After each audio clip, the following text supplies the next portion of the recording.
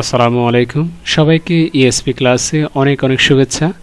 বরাবরের মতোই আমরা আজকেও একটা ওয়ার্ড নিয়ে আলোচনা করব, আর সেই ওয়ার্ডটি হচ্ছে ওয়াই। এই ওয়াই শব্দটা বা ওয়াই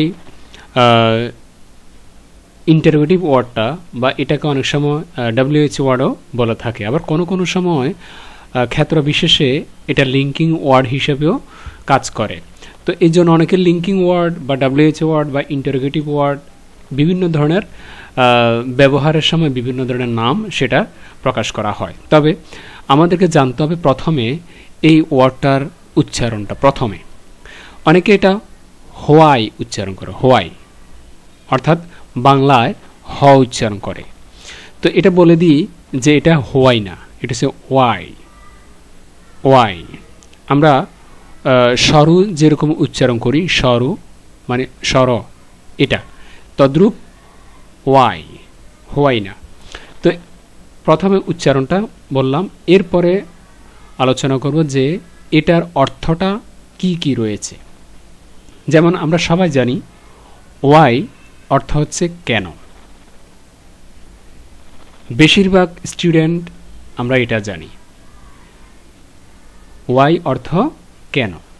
কিন্তু অনেক সময় এটার অর্থ যেন হয়। এখন কখন যেন হবে সেটা আমরা স্টেপ বাই স্টেপ আলোচনাতে দেখব। তো এখানে কখনো কেন আবার কখনো যেন এই অর্থটা যখন প্রকাশ করে তখন সেন্টেন্সের স্ট্রাকচারটা একটু ভিন্নতর দেখা যায়। তো এই ওয়াই শব্দটা দিয়ে মূলত কি বোঝাচ্ছে সেটা আমরা এখন দেখব।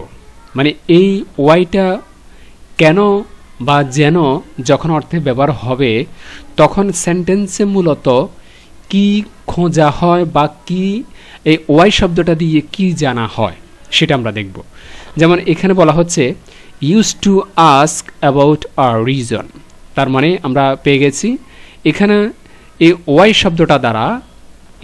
শব্দটা দ্বারা মূলত যে কোনো সেন্টেন্সের একটা রিজন বের করা হয়। রিজন বলতে কারণ, কারণ সম্পর্কে কি করা হয় জানা হয়। এই সেন্টেন্সের যে সাবজেক্ট থাকে, সাবজেক্টকে কেন্দ্র করে বিভিন্ন ধরনের ঘটনা ঘটে থাকে একটা সেন্টেন্সের ভিতরে, বা ঘটনাগুলো প্রকাশ করা হয়। ওই ধরনের ঘটনা বা কারণ বা কি কি কারণ হতে পারে, কেন ঘটে, এই যে রিজনগুলো, কারণগুলো, এই কারণগুলো জানার জন্যই মূলত এই প্রশ্নটা অর্থাৎ এই শব্দটা ইউজ করা হয় কারণ জানার ক্ষেত্রে। যেমন একটা সেন্টেন্সের ভিতরে আমরা প্র্যাকটিক্যাল যখন উদাহরণ দেখব, why are you studying so late at night. Why are you studying so late at night. এখানে অর্থটা হচ্ছে যে তুমি কেন এত দেরি করে রাতে পড়াশোনা করো বা করতেছ। এই যে কথাটা, এই কথাটার ভিতরে ওয়াই শব্দটা অর্থ বুঝাচ্ছে এখানে কেন। কেন বাংলা অর্থ বুঝালো যে কেন তুমি এত রাত করে পড়াশোনা করো বা এত রাতে পড়াশোনা করো। তো এখানে যদি আমি সেন্টেন্সটাকে শেষে যে স্ট্রাকচারটা আমরা দেখতে পাচ্ছি যে প্রশ্নবোধক চিহ্ন, অর্থাৎ শেষে একটা কি আছে প্রশ্নবোধক চিহ্ন। এখন এই প্রশ্নবোধক চিহ্ন না দিয়ে যদি আমি একটা ফুল স্টপ দিয়ে দিই তখন কি এটা প্রশ্নবোধক বাক্য হবে? হবে না। কেন? কারণ প্রশ্নবোধক বাক্য হতে হলে অবশ্যই এটার একটা প্রশ্নবোধক চিহ্ন থাকতে হবে, তখন আমি এই সেন্টেন্সটাকে ইন্টারোগেটিভ সেন্টেন্স বলতে পারবো। এখন আরেকটা কথা হচ্ছে এই ইন্টারোগেটিভ সেন্টেন্সটা কি শুধু ডব্লিউএইচ ওয়ার্ড দিয়ে হয়? ডব্লিউএইচ ওয়ার্ড বলতে এই যে ওয়াই ওয়ার্ড, ওয়ার, এই সমস্ত ওয়ার্ডগুলো ডব্লিউএইচ ওয়ার্ড বা ইন্টারোগেটিভ ওয়ার্ড। তার ভিতরে এই ওয়াই শব্দটা প্রশ্নবোধক ওয়ার্ড হিসাবে এই সেন্টেন্সটার ভিতরে ব্যবহার করা হয়েছে। এখন এছাড়াও যদি আমি বিভার্ব দিয়ে বা অক্সিলিয়ারি কোনো ভার্ব দিয়ে সেন্টেন্স গঠন করি প্রশ্ন করার ক্ষেত্রে, সেক্ষেত্রেও আমি এটা করতে পারবো। কিন্তু এখানে মূলত আলোচনা করা হচ্ছে যে ওয়াই দিয়ে। এখন প্রশ্নবোধক বাক্য চিহ্ন যদি না দিয়ে যদি ফুল স্টপ দিই, তখন এই ওয়াই শব্দটার অর্থ কিন্তু কেন প্রকাশ করা যাবে না, তখন প্রকাশ করতে হবে যেন। যেন অনেক অর্থে তোমার বা যেমনও প্রকাশ করা হয়, অনেক ক্ষেত্রে যেমনও প্রকাশ করা হয়, আবার অনেক সময় অর্থাৎ অর্থভেদে একটা ওয়ার্ডের অর্থের পরিবর্তন ঘটে। কিসের ভেদে? সেন্টেন্সের পুরো গঠন এবং অর্থের সামঞ্জস্যতা রক্ষার্থে বিভিন্ন সময় বিভিন্ন ওয়ার্ডের পরিবর্তন দেখা যায়। ওয়ার্ডের পরিবর্তন বলতে আমি অর্থের পরিবর্তনটা বুঝাচ্ছি। তো এখানে সেকেন্ড যে লাইনটা, why did they cancel the meeting, এই সেন্টেন্সটার ভিতরে ওয়াই, এখানেও কিন্তু কেন এই শব্দটা প্রাধান্য পেয়েছে, অর্থাৎ কেন দিয়ে আমি প্রশ্ন করলাম। কেন?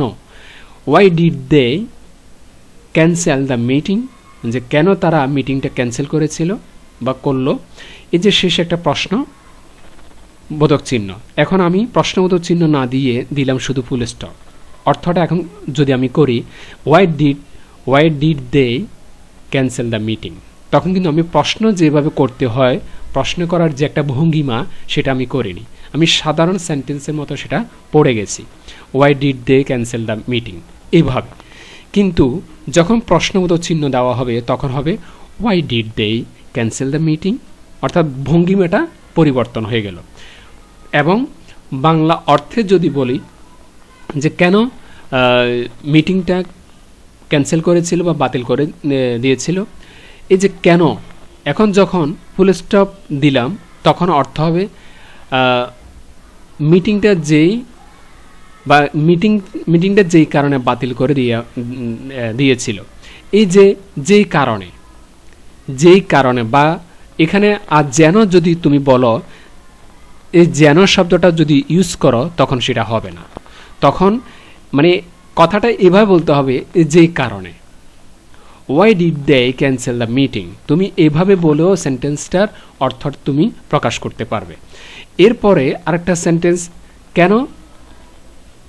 কেন প্রকাশ করতে পারবে, কারণ এটা কোনো ইন্টারেটিভ সেন্টেন্স নয়। যখন আমি একটা ফুল স্টপ দিব প্রশ্নবোধক মার্কটা না দিয়ে, আর যখন প্রশ্নবোধক মার্ক দিব তখন কিন্তু অবশ্যই কেন শব্দটা বলেই কিন্তু এটার অর্থটা মিলাতে হবে। এরপরে 3 নম্বর সেন্টেন্স যেটা আমরা দেখতে পাচ্ছি, why is the sky blue, যে প্রশ্ন করা হয়েছে আমাদেরকে আকাশটা নীল কেন, আকাশটা নীল কেন। এক্ষেত্রে আকাশটা নীল কেন, এখানে একটা কথা বলি, এখানে কোনো ব্যক্তিকে আমরা দেখতে পাচ্ছি না, উপরের সেন্টেন্সও আমরা কোনো ব্যক্তিকে দেখতে পাচ্ছি না, সরি 3য় নম্বর সেন্টেন্সে উপরে 2য় নম্বর এবং 1st নম্বর সেন্টেন্সে আমরা ব্যক্তিকে দেখতে পাচ্ছি, অর্থাৎ আমরা এই কারণ জানার জন্য যে ব্যক্তির সাথে কথা বলেছি ওই ব্যক্তিটিকে দেখা যাচ্ছে, যেমন ইউ, প্রথম সেন্টেন্সে ইউ আর 2য় সেন্টেন্সে দেই। এখন 3য় সেন্টেন্সে কোনো ব্যক্তিকে দেখা যাচ্ছে না, তো এখন যখন ব্যক্তিকে দেখা যাবে না তার মানে মনে রাখতে হবে এখানে ব্যক্তিটা উজ্জ্বল আছে, অর্থাৎ এখানে আমি প্রকাশ করিনি ব্যক্তির কথা বা প্রনাউন দিয়ে কিংবা নাম দিয়ে আমি প্রকাশ করিনি, কিন্তু ব্যক্তিটা মনে মনে আছে অবশ্যই এখানে। তো এখন why is the sky blue, এই কথাটা কি আমি নিজেকে বলবো না নিশ্চয় কোনো ব্যক্তির সাথে আমি আলোচনা করব, নিশ্চয় কোনো ব্যক্তির সাথে, সেই জন্যই ব্যক্তিটা উজ্জ্বল থাকলেও মনে মনে ধরে নিতে হবে এখানে একজন ব্যক্তি আছে বা পার্সন আছে। তো এখানে কেন অর্থে ব্যবহার করা হয়েছে, ঠিক আছে, এইভাবে কিন্তু ওয়াই এর ব্যবহারটা করা হয়। আর কিছু কিছু ক্ষেত্রে যেমন আমি যদি সংক্ষেপে একটা সেন্টেন্স দিই, ওয়াই